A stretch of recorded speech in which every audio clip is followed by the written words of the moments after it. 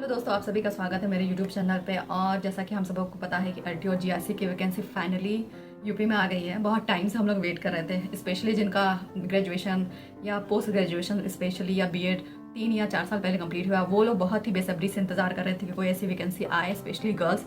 Because boys के लिए बाहर जाके एग्ज़ाम देना is very easy, but girls के लिए बहुत ही ज़्यादा दिक्कत होती है कि कोई उनको साथ जाएगा, उनको एग्ज़ाम देगा, फिर लेकर आएगा। पूरा वो इंसान भी इन्वॉल्व होता है जिसका एग्ज़ाम होता है, उसके साथ साथ वो इंसान भी इन्वॉल्व होता है जो को लेके जाते हैं, जैसे पापा हो गए या फिर कोई भी फैमिली मेम्बर। अगर आपकी शादी हो गई तो obviously you just totally dependent on your husband और किसी भी ऐसे फैमिली मेम्बर पे, तो दिक्कत होती है। और बहुत बार ऐसा होता है कि लड़कियां एग्ज़ाम देने नहीं जा पाती हैं बिकॉज कि इतना इंपॉर्टेंस या इतना टाइम या इतना वैल्यूबल लोग नहीं समझते हैं कि वो इतना दूर एग्ज़ाम है और देने ही जाना चाहिए। तो बहुत सारे रीज़न आ जाते हैं कि मना हो जाता है। अगर आपने ऐसा फेस किया होगा तो आप समझ सकते हैं। मैं भी काफ़ी टाइम से एग्ज़ाम वगैरह की प्रिपेयर कर रही थी, बट मेरे लिए बहुत दिक्कत हो रही थी। ऑल्दो मैं और भी एग्ज़ाम की प्रिपरेशन वगैरह कर रही थी जब तक ये वैकेंसी नहीं आ रही थी। बाहर जाने पर ये होता है, मेरे घर में सपोर्टिव है सब। मेरे फादर कभी मना नहीं करते बाहर जाने के लिए, बट मेरी मम्मी कहती कहाँ जाओगी बाहर, इतनी दूर क्यों फॉर्म भरती हो, क्या ज़रूरत है। तो बार बार मुझे बोलना पड़ता था कि यूपी में तो कोई वैकेंसी आ नहीं रही है। But let's on the topic कि कौन कौन सी बुक पढ़ना चाहिए। मैंने पिछली बार जब जैसे कि वैकेंसी आई थी तो मैं जस्ट मास्टर्स पास आउट थी। उससे पहले मैंने कोई भी कॉम्पिटेटिव एग्जाम की तैयारी नहीं की थी। मैं कोई पढ़ाकू विमान टाइप की लड़की नहीं थी, I just totally average girl. और मैं उतना टैकल नहीं कर पाई थी। और जस्ट एमएससी के बाद मैं बीएड के लिए तैयारी कर रही थी। तो मैं बीएड के लिए जो है कि पूरे जो सब्जेक्ट होते हैं, फिजिक्स, केमिस्ट्री, बायो, पूरे general knowledge, current affair, geography, history, polity, ये सब पढ़ रही थी। और भी मेरे जो बायोलॉजी के सब्जेक्ट वगैरह हैं और भी अदर सब्जेक्ट में बहुत ज़्यादा इन्वॉल्व थी कि मुझे सरकारी ही में ही एडमिशन लेना था ताकि मुझे पैसे ना लगे। ये सब चीज़ें, वो सब अपनी कहानी थी उस वक्त। और मैं जीआईसी को उतना नहीं मतलब आइडिया नहीं था कैसा एग्ज़ाम है कैसा नहीं है, और वो उतना टैकल नहीं कर पाई थी, टाइम मैनेजमेंट नहीं हो पाया था। और बहुत सारी सी मिस्टेक थी जो हुई थी उस वक्त, जो मैं इस बार नहीं करूँगी।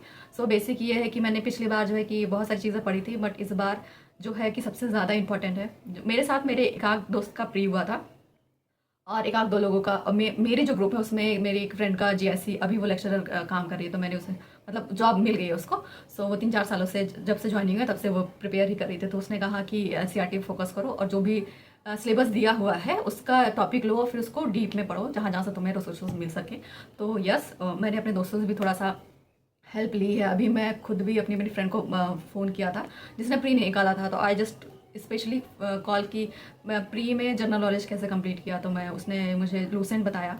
और यूपी के बहुत सारे क्वेश्चंस आते हैं, उसने एक बुक बताई है जो मैं यहाँ पर आपको दिख रही होगी। इसको लेने से, क्योंकि आप जीएससी का अगर प्रीवियस ईयर देखोगे तो कई क्वेश्चन आते हैं जो यूपी से आते हैं। अगर यूपी और आप लूसेंट भी अच्छे से पढ़ लोगे ना तो काफ़ी हद तक आपका जो है कि सेक्शन ए का जो होता है वो तैयार हो जाएगा उसके लिए। और इसके बाद बायोलॉजी में क्वेश्चन सॉल्व करने के लिए मेरे पास ये बुक है। इसकी मेरे पास जूलॉजी भी है और उसकी बॉटनी मेरे लाइब्रेरी में है, I think, and that's why the reason यहाँ नहीं है। ये जूलॉजी की बुक है।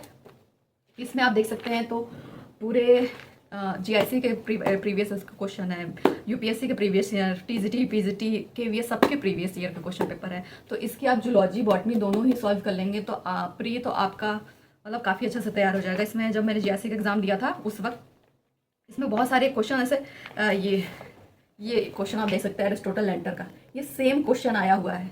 सेम क्वेश्चन जीआईसी के आप देखेंगे, आप अगर सॉल्व करेंगे ही तो जीआईसी का सेम क्वेश्चन आया हुआ है। एक्सीडेंटली वही पेज खुल गया, वो सेम क्वेश्चन आया हुआ है। तो ये होता है ना कि प्रीवियस ईयर क्वेश्चन भी क्या बोलते हैं, रिपीट होते हैं। तो एक ये हो गई। और दूसरा है कि जो मेरी फ्रेंड ने कहा था कि मैं वो भी पहले से ही फॉलो कर रही हूँ कि मैं एनसीईआरटी कंप्लीट करूँगी। मैं कर भी रही हूँ, ऐसा नहीं है कि मैं नहीं कर रही। उसके लिए मैंने एनसीईआरटी कंप्लीट करने के लिए मैं एनसीईआरटी की जो ओरिजिनल बुक होती है मैंने वो नहीं खरीद रखी है, मैंने एनसीईआरटी की एलन की बुक खरीद रखी है। वो ये वाली बुक है। ये इसमें काफ़ी कंसाइज वे में एग्जैक्ट, थोड़ा मतलब कि एनसीईआरटी का भी 11वीं 12वीं का भी थोड़ा सा हल्का फुल्का ज़्यादा भी है, तो वो हमें मदद ही करेगा।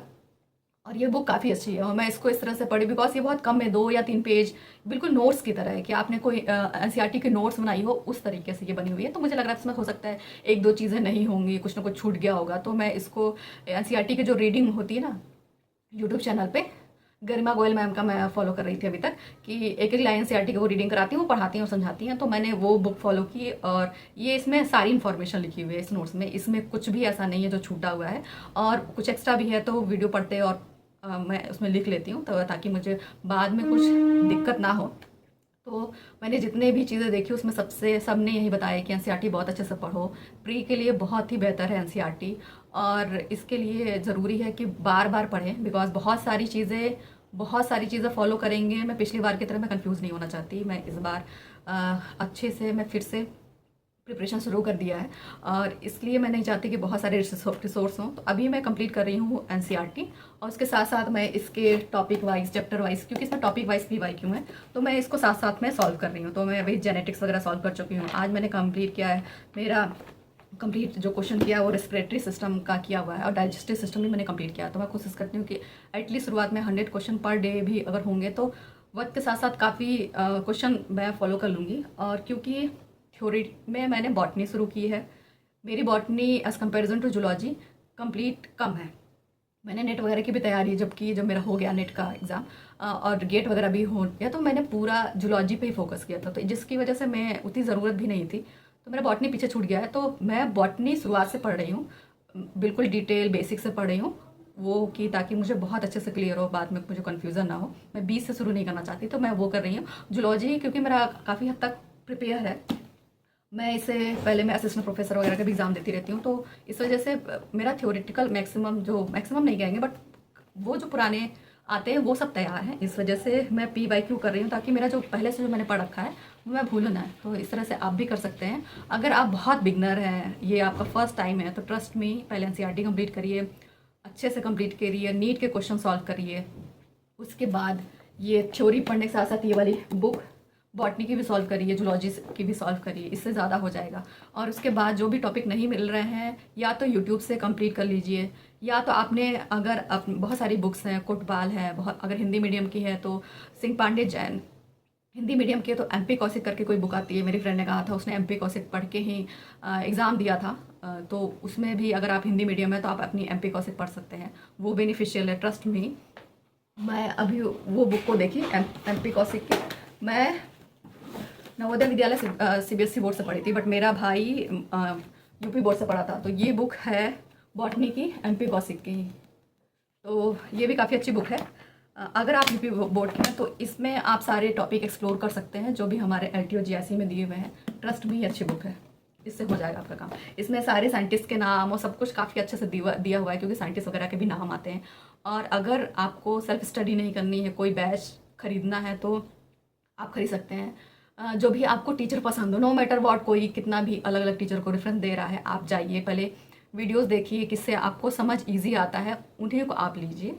सारे टीचर्स के पास, सबके पास एक्सपीरियंस है, सबके पास नोट्स है, सब कुछ अवेलेबल मिल जाएगा सबके पास। तो आपको जो समझ आता है आप वो लीजिए, वो ज़्यादा बेहतर पड़ेगा।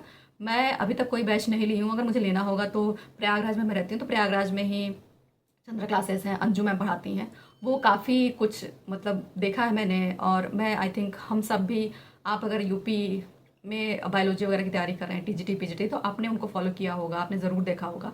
अगर आपको पसंद है तो उनके बैच भी काफ़ी अफोर्डेबल दाम पे आप खरीद सकते हैं, कोई इशू नहीं है।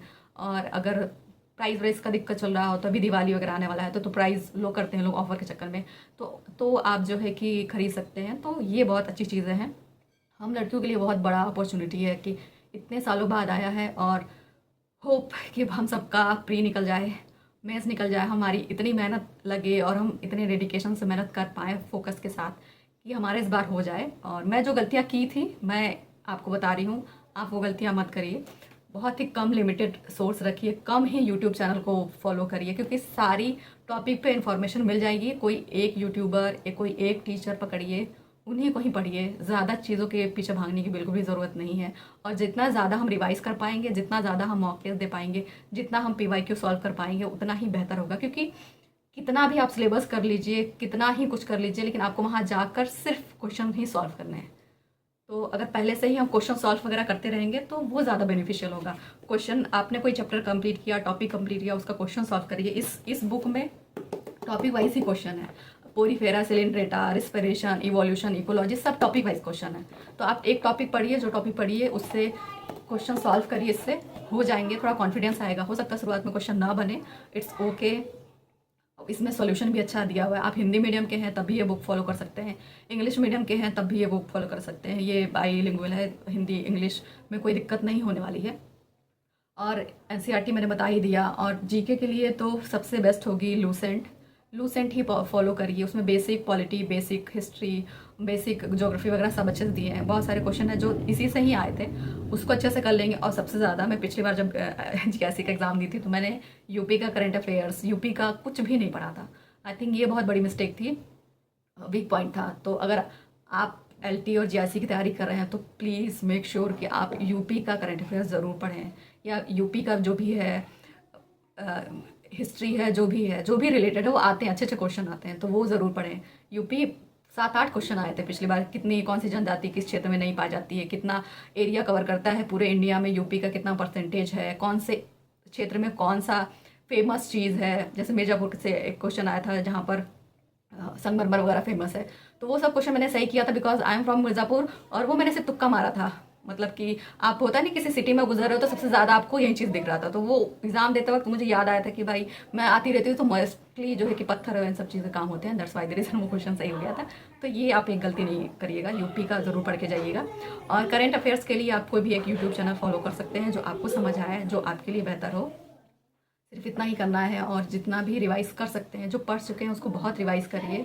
और लिख लिख के रिवाइज़ करेंगे तो आपके मेंस के लिए भी ज़्यादा बेनिफिशियल होगा, क्योंकि प्री तो हम लोग क्वालिफाई कर लेंगे क्योंकि मैक्सिमम जो एग्ज़ाम होते रहे हैं वो रिटन बेस नहीं होते हैं, पीवाईक्यू बेस, मतलब कि ऑब्जेक्टिव होते हैं। तो it's very easy for us, क्योंकि हम लोग टाइम के साथ बहुत अडॉप्ट हो गए हैं। मेरी एक फ्रेंड से अभी बात हो रही थी, उसका प्री निकल गया था, बट वो मेंस में उसको टाइम मैनेजमेंट का इशू हो गया था। तब हम लोगों ने डिस्कस किया कि हमें साथ ही साथ जो है कि मेंस की भी तैयारी करनी पड़ेगी, और कि जो भी टॉपिक पढ़ रहे हैं उसके 10 पॉइंट एटलीस्ट हम लिखें, ताकि उस वक्त जो भी क्वेश्चन है उसको सॉल्व कर सकें। सो अभी तक के लिए मेरे पास यही इन्फॉर्मेशन है, इतना ही मुझे सही लगता है, और इतना ही मैं सही था कि इतना ही करेंगे तो काफ़ी अच्छे से हो जाएगा प्री के लिए, और धीरे धीरे मेंस भी तैयार होता रहेगा। आपका भी कोई ओपिनियन है तो कमेंट सेक्शन में आप मुझे बता सकते हैं। अगर ऐसा कुछ भूल गई होंगी तो मैं इसी वीडियो के कमेंट सेक्शन में बता दूंगी कि और क्या चीज़ें आप ऐड कर सकते हैं। अगर आपने कोई वीडियो या फिर किसी यूट्यूबर, मतलब कि किसी टीचर को फॉलो करते हैं तो मुझे ज़रूर कमेंट सेक्शन में बताइए। और चलिए साथ में मिलते हैं, तैयारी करते हैं। अगर आपको टेलीग्राम चैनल चाहिए कि मैं बनाऊँ, उसमें मैं अपने एटलीस्ट जूलॉजी के मेरे नोट्स हैं वो मैं आपको दूँ, क्योंकि बॉटनी अभी मैं कर रही हूँ, और करते करते मैं जब मैं करूँगी तब जाके मैं कर पाऊँगी, मतलब कि नोट्स बना पाऊँगी और ट्रांसफ़र कर पाऊँगी। बट अगर आपको जूलॉजी की चीज़ें कुछ भी चाहिए रिलेटेड तो मैं वो दे सकती हूँ। बहुत सारी जो यूनिट्स हैं जो कॉमन है जूलॉजी बॉटनी में, वो सब भी आपको मैं प्रोवाइड कर सकती हूँ।